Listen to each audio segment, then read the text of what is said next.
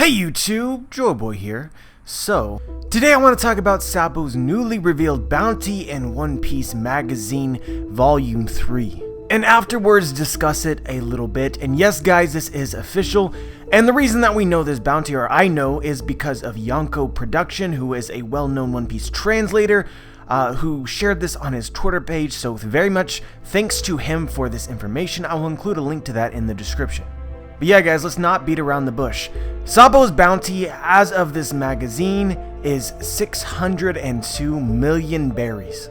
And so guys, while this isn't necessarily a small number, we knew that Sabo's bounty was going to be revealed for some time on the forums and other places where you can discuss One Piece, and a lot of people had theorized or expected Sabo's bounty to be much higher. Many people, I think the reasonable consensus, even myself and other people, had that it would be a lot closer to 1 billion berries, some people even going as high as 2 billion berries.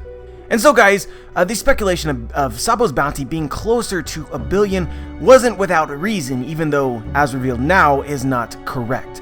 The justification for this centered around Sabo being the number 2 of the Revolutionary Army, as well as a dragon being the most wanted man in the world, and the revolutionaries specifically attacking the world government. So, regardless of Sabo's actual strength, you would suspect the world government would place higher bounties on the highest members of the revolutionaries. But with this being said, Sabo is also pretty clearly a powerhouse, and a lot of people like to make comparisons between Sabo and someone like Cracker. Now, the actual matchup here is completely undefined. We don't know how these two characters would actually go at it. All we really know is that Sabo stood his ground very well against a Marine Admiral in Fujitora, but a lot of people just expected Sabo to be stronger than Cracker, and also in a group that should be more wanted by the world government than the Big Mom Pirates, and yet despite both of these things, Sabo has a lower bounty. And I think that a lot of people are not exactly happy or a little confused about this reveal. But yeah guys, if you want my actual opinion, I don't really care all that much. Bounties are not something that I place a lot of importance on. When I end up being wrong, or my expectations end up being wrong, I less look for reasons to complain or reasons why it doesn't make sense, and try and justify how it could make sense. What information am I missing to make this more justifiable?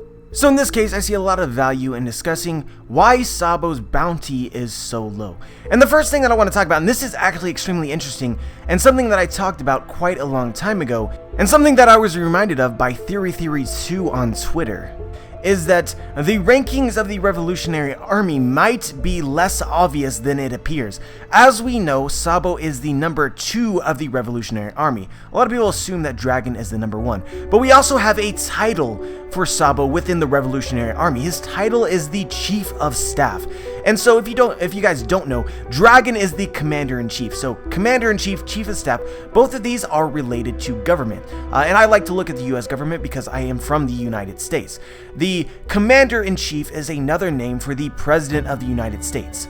And when you look at the actual United States government, the Chief of Staff is not the quote-unquote number 2 of the United States government. The number 2 would be the Vice President. Now, I don't want to get into government and, which positions actually have more power or not, but when the President of the United States dies or is kicked out of office, power then shifts to the Vice President, not the Chief of Staff.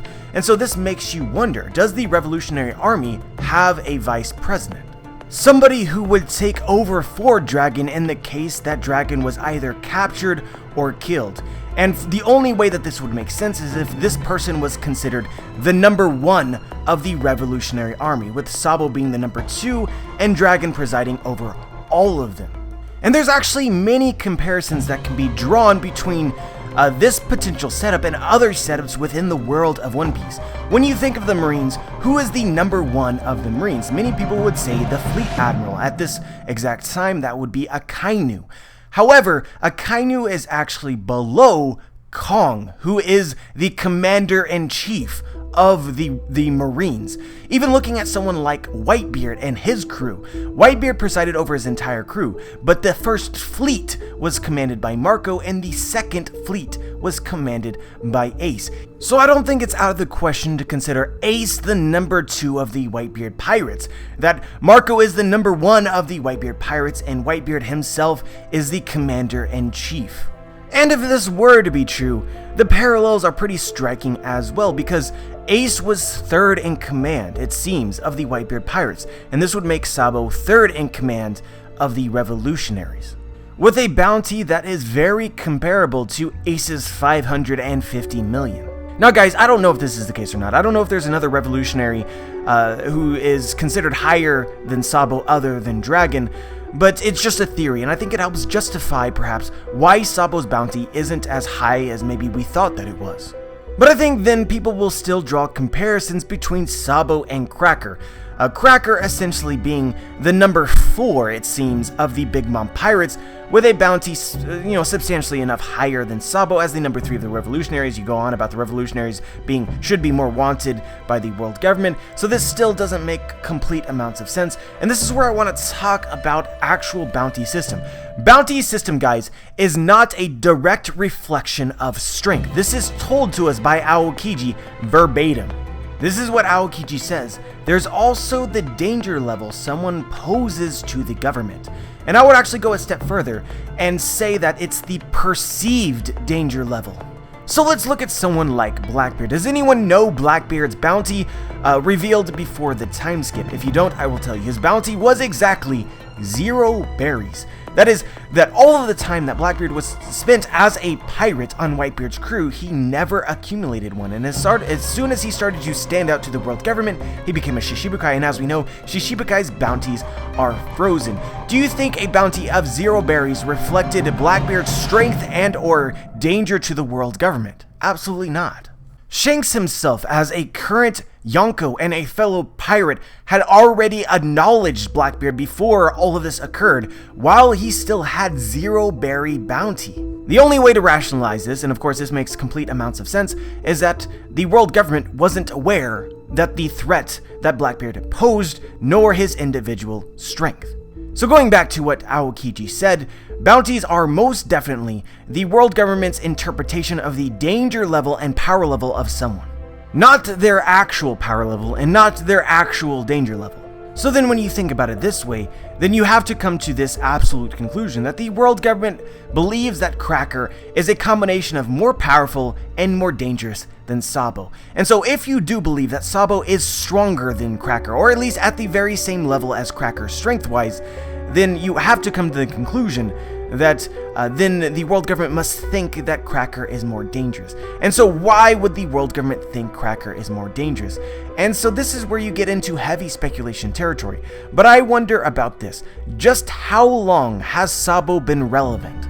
Look at someone like Luffy. When Luffy set out to the sea, his bounty was 0. And he got stronger over the course of his journey.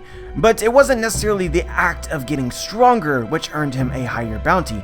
It was Luffy's actual feats, specifically all of the feats related to messing with the world government. The Marines cut a deal with Arlong. Luffy defeats Arlong, here's your bounty. Luffy then defeats Shishibukais and Crocodile and Moria, and then stands up to the world government in his attempt to rescue Ace, and destroys Enies Lobby. All of these individual things gained him a higher bounty. So you can almost think about it this way: the more times that you defy the world government and escape alive, the more opportunity your bounty has to grow. With each act of defiance, your perceived threat level to the world government only increases. So if you're judging this by the number of times someone has defied the world government, or acted against the world government's laws, or made their threat level apparent, then you would be looking at a amount of time, because the more time that you have to do these things, the more of these events could occur. So if we're judging this as a measure of time, Cracker is far older than Sabo. In fact, we don't know how long Sabo has really been relevance within the Revolutionary Army, probably not more than just a few years as compared to Cracker, who might have a dozen years, and thereby more opportunity to gain a higher bounty. Other people might mention the fact that the Revolutionary Army is always confronting the world government and their plans, so Sabo, even in the few couple years that he has been relevant, should have far more feats directly opposing the world government than someone like Cracker, who for the most part probably stays within Big Bomb's territory in the New World. And so my other argument for this is that the Revolutionary Army does not always act in the open. If you look at someone like the events in Dressrosa, the revolutionaries for the most part stayed low-key. Sabo only revealed himself to stop Fujitora because of Luffy's presence. Koala and Hack and the rest of the Revolutionary Army, they stayed in the shadows, and by staying in the shadows, then and the world government and the Marines not being aware of everything that you are doing, then you don't have a great opportunity to announce your threat level or improve your threat level, your perceived threat level, to the world government. But yeah, you can take this conversation and go on forever. At the end of the day, if this isn't exactly what you wanted or what you expected, that's fine. I don't think that you're alone there. But I'm more focused on how we can make it make sense, because, Ichiro Oda is writing the story of One Piece. He should understand all of his systems in place better than us. So I would imagine that this bounty, which he probably knew, and the entire One Piece staff knew, would be highly anticipated. I believe, would have thought about it very carefully. And so I view them to be the authoritative force here. So if Sabo's bounty makes sense to them, then we need to find a way for Sabo's bounty to make sense to us. And so this is the way that I would go about rationalizing it. But anyway, guys, let me know what you think. Obviously, this is highly debatable. Share your thoughts. Like the video if you like the video. Dislike the video if you dislike the video. Subscribe if you want to be notified for my future content. And as always, guys, have a wonderful day.